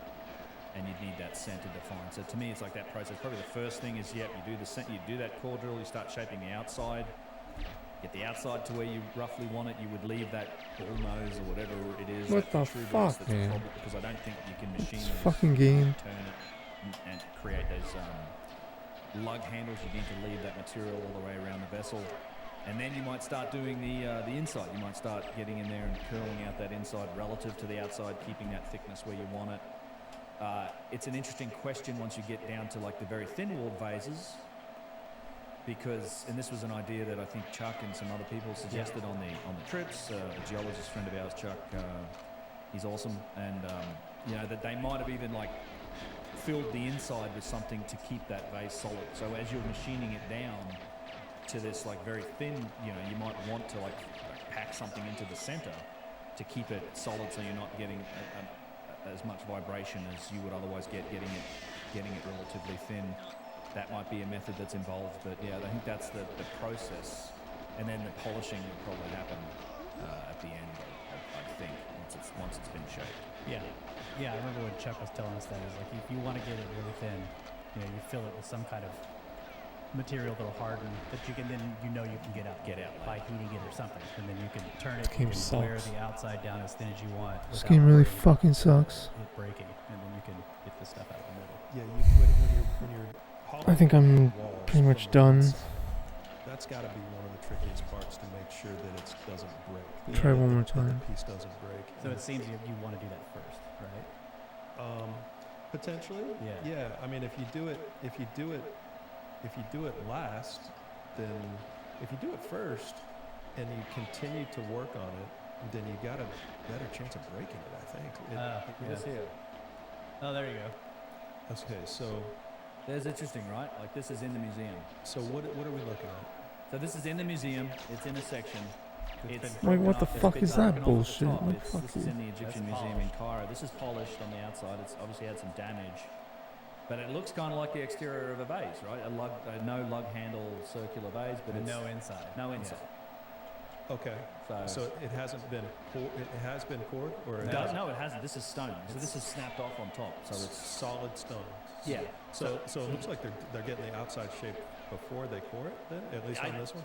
Or as I said, it's a possibility that this was never a vase and it was attached to something else via this. Okay. It could be the pommel of from a four-poster bed. statue. Is Or there from a four-poster bed, or the bottom of one of those daggers, or it's I don't know. How big is it? What's the? It's like yay big. Okay, It's it's big, large. Yeah, it's not a small like would go on top of it. Is there room on the top in the material to make A lip? like a lip? No. Okay. None It actually gets down pretty close. I hate this fucking to game. the surface here, you can see, and there's a bit more like it's snapped off. Like there's more material on the backside here. Okay. My thought was that they hollowed the walls probably after they polished the outside because of just how dangerous it would be to hollow the walls and then continue to work on a base, polishing it. To try to get the wall thickness exactly right. It's tricky. You got a good chance of breaking it. I think that's true. Yeah, regardless, but somehow they managed it. Yeah. I mean, whatever process they did, I think that's one of the, I talk about it a lot, but it's one of the most astonishing aspects of it. Like these large crystal inclusions in this stone, and it gets down to like, as Petrie described it, the stoutness of thin card, and it's diorite and it's translucent, and like how do you stop that from being brittle and shattering? Because any drill, you start spinning that thing and put a tool on, you really have a good chance of shattering it. Right. But they evidently could do it. Right. That's why I think it's interesting that I see what you're saying, but at the same time, I understand what Chuck was saying. I hate Chuck this has done game. a lot of stone cutting. He's a jeweler. He cuts gems. He's also made artifacts just with regular stone. And he in his opinion, and I kind of see what he's saying, that you do the inside first while you still have all this thick material on the outside, because you're not worried I hate about this fucking breaking game, bro. while you're making the interior. And then when you mount it and you're spinning it to make the outside, now you have a much stronger fixed tool. It doesn't have to go in and bend. Yeah. The tool is, so it's going to be more precise, and you can carefully work that material off the outside and get it thinner and thinner and thinner. And you can see what you're doing as well, if it's being lathed, which is hard to say with some of these, with the way the lugs are, they've got this outside curve on them and stuff. I mean, it's like, I just don't know if lathing is what happened at all. Me either. Yeah. Yeah. It could be some process we don't understand. Yeah. I mean, this is these are handmade. Come on, This is man. like you can see them attempting to replicate or make handmade bits of stone. So this is hard stone, but you can see how it's been roughly ground out in the center. There's no room for collars or lips or anything like that. Some of these do have inset collars with the necks and the tops. I think these are all examples of later replication. I mean, but they've obviously worked on the outside of the stone here as well. Like they've got it into that, that shape, and they've been polishing away at the stone. But you can see the rough tool marks on the inside. I don't think this is how the precise vases were made, but these are in that collection in the museum as examples of the process. But it doesn't make a lot of sense. Could one of those have been turned into this? Yeah. Like if it was Maybe. up, if it came up like into more of a ball, like on that last picture, it looks like you could almost flatten it and create something like this. Possibly. I mean, I don't know. You can't. I don't think how you go from one of these blanks to like this. Like that's.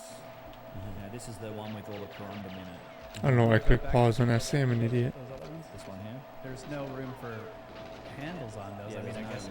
No room for handles. Yeah, Right. I guess. Well, I mean, I guess if you're, but they're already polished, so it's. No, I'm not When playing look this at the- You're not bullshit. gonna polish like that if you tend to wear a bunch more material off there to leave room for handles. And so. this one is like not round. See the divot at the stone. I mean, it is that nice porphyry or diorite with the big crystal inclusions has been polished.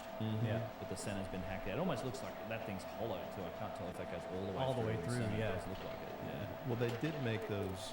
This one too, actually. What are they called? This is like a ring. Yeah, they're rings. Yeah. Mace heads.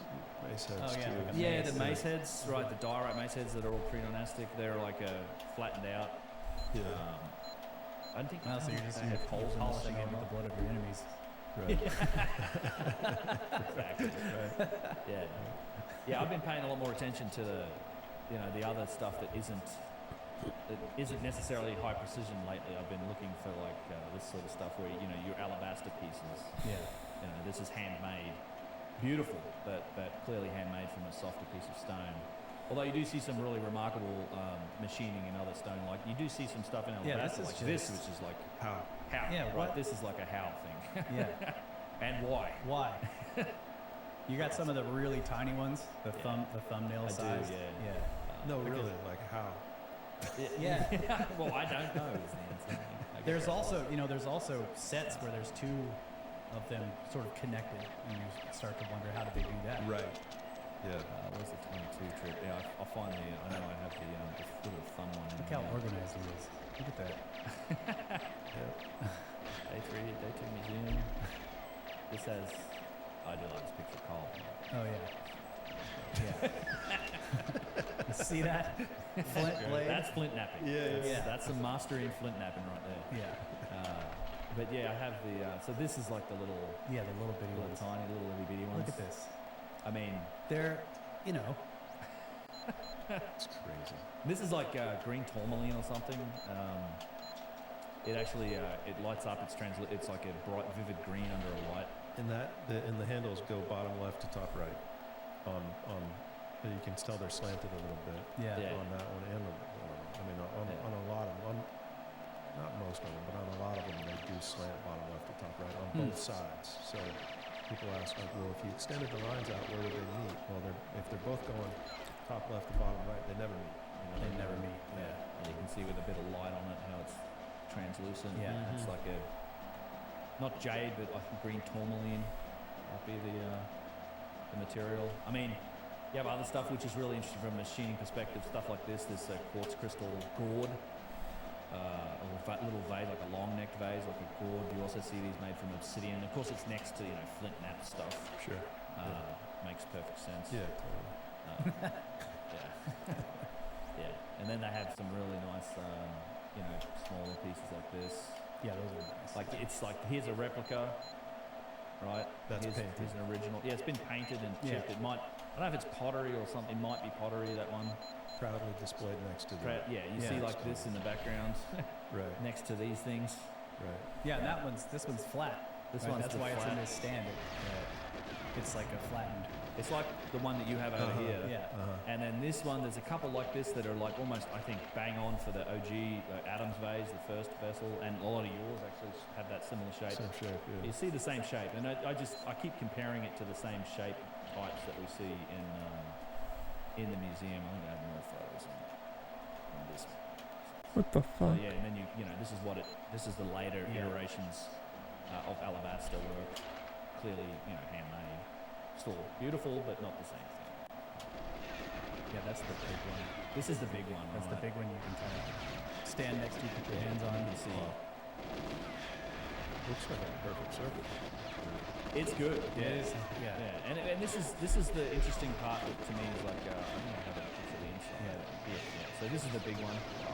So it's pretty funny. You go to the museum, right? They had these perspex lids on top of them because these bigger ones, like back when you could smoke in the museum. Yeah, so they had to put perspex lids on because people would throw their trash and their cigarettes in the vase. No, that's actually a priceless artifact, so not an ashtray, but okay. But it's actually interesting because you can see some of the process here. So this has obviously not been tube drilled out because it's so large, but if you look in closely, what do you see at the bottom? It's a little lopsided. Well, it's lopsided, but you can see the marks from how they did hollow this thing out. Yeah. Right. You see the tube drills. Yep. Right? You can see that there's at least 4 clear tubular drills. Yeah, circular marks. Marks that have been used. So it's like we know, and you can see it in the vases, in the plates and everything. You know that the tubular drill was used in the process of manufacturing these things large and small. And that would have been a pretty big tube drill. That would have been a deep tube drill, and it's run out right into it. Well, 4 tube drills. So it's probably it's repetitive, and same thing with the boxes. So this is what's interesting. This is how I connect. You can connect the vessels and the vases and the technology used to create them to the pyramids and the pyramid builders, because you find tubular drills, the evidence for it all over the Great Pyramid. In the box in the Great Pyramid, like that box was carved out with the use of tubular drills. In fact, if you're in a couple spots of the box in the King's Chamber, you can see where a tube drill's run off course, a powerful tool, and it's run into the wall. And it's like when they flattened it out, they didn't get it deep enough to polish out the mark of that tube drill. But it must have ran off course and been a powerful tool, because again, if this is a grinding methodology, you would have had to be making that mistake for probably 20 hours worth of work to realize, of course we should back out and do this again. So this is the same technologies used in statues. You see tube drill marks and powerful cuts in statues. You see it in pyramids. There's a lot of tube drills in pyramids. You see it in these vessels. So that's why I think these vases are so important. They're like a smoking gun that story of history, because you can connect them to other elements of what we would call dynastic Egyptian artifacts and architecture, but these we know go back in time. They predate the Old Kingdom. It's like, okay, do the other things also predate the Old Kingdom? These are small enough where you can be buried with them. That's the only reason that we do put them into that time frame, because we found them in burials. Statues, boxes, pyramids, you can't be buried with them. Yeah, someone can come along later on, write their name on it, which is what happens. And that's how they get dated, right? The big statues, wherever, it's like Ramses puts his name on them. Apparently he must have had them built. Like, that's the logic. It's kind of silly. I think the technological story on these statues tells you a different tale, and it does include things like Khafre enthroned, which is just a phenomenal statue from diorite. Was found in the Valley Temple, shoved in a hole. But you get in close to it, you can see that hieroglyphs don't reflect the same polish or sophistication that the statues do. Like, you can clearly see they could polish fingernails and cuticles and all these different little delicate aspects of the face, but you get to the hieroglyphs and these aren't polished. You can see the tool marks. You can see it's been hammered with a chisel. They've been added later to add his name to it, but it doesn't reflect the same technology that's used to make the statue itself. And then, of course, you're getting close, and in between the feet here, you see things like overcuts. Like this is a circular saw overcut, made into diorite. And again, this would take you hours to do manually. But if it's a powerful tool that's cutting the stone, this happens relatively quickly. There's a remnants of what is a tube drill mark. You see this quite commonly in the really good statues between the ankles and the feet. You'll see a tube drill where they've used it to remove that material, and then they come in and they shape it with whatever other tools evolve there goes with that sharp it. And they've hollowed that out. And so I think there's a technological connection between these precision hardstone vessels that predate dynastic Egypt and other precision-made artifacts. Why? Like What is it statues, fucking made even for all pyramids? And we find tube drills all over the Great Pyramid. It's super interesting, and people don't realise it, but there's a number of them. Yeah. I think I've ever seen one. I can show you some. Yeah. We find tube drills also on kind of artifacts that are just not understood. No one really knows what, like the Hotep. This massive, fuck this white lag, object man. that's in front of Abu Ghraib. Like this fucking stupid lag. Yes, huge tube drills into that, so it's connected there. And then there's the other, what are those things called? Those crystal bowls. The crystal, no one knows basins. what they are, but they also have tube drills. So it's like all over. Yeah, so with pyramids, with the very ancient constructions, with the vases, and then with these artifacts that look like, they're made of stone, but they look like pieces of machinery. Or something with some kind of function, but they're just like, oh, this is an altar. But no one really knows what it was, but it's got tube drills. Ceremonial. Yes, it's ceremonial. That's right. So it's that there's a lot of connections. I do go through them in my. I think I have this one of my recent videos, out of place artifacts, sort of connections and opportunities. And one of the things we talk about in that is this. So people don't think of the Great Pyramid and think tube drills, but there are. And now you can't go up here anymore. This is obviously the main entrance to the Great Pyramid. Where you enter it today is through an area below this to the right called Mahmud's Hole, which is where the Caliph Al-Mamun, apparently, I think it was 1100? No, I don't know the day. I keep getting this wrong. 600 or 400 AD, somewhere in there. It's 80. Supposedly he hammered his way in and just miraculously found the junction between the descending and the ascending passage, like 400 something AD, something like that.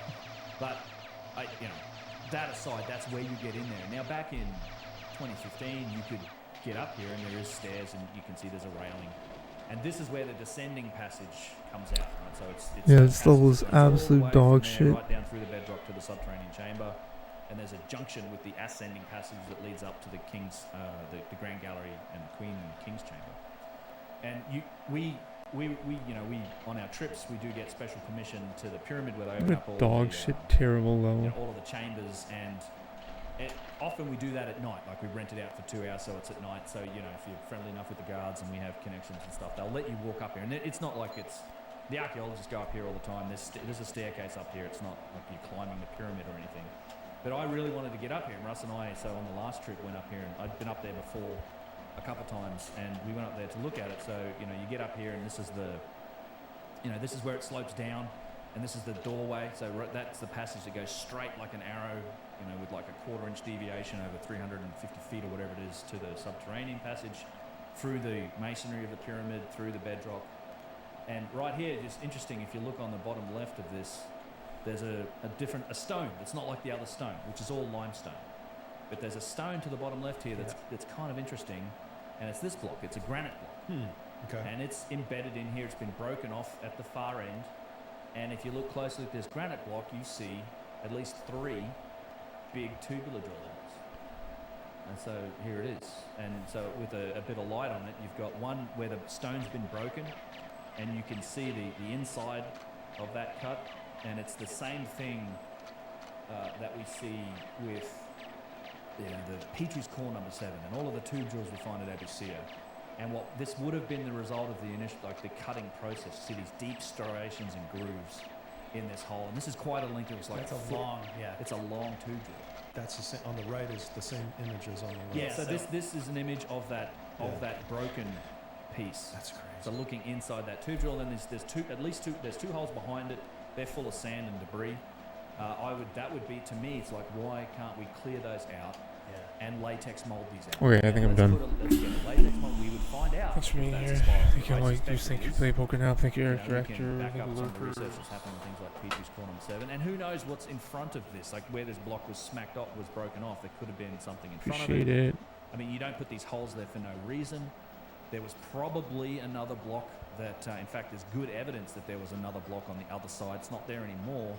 But these holes were here, so I suspect this is part of some mechanism that might have involved the door, a doorway into the pyramid, right?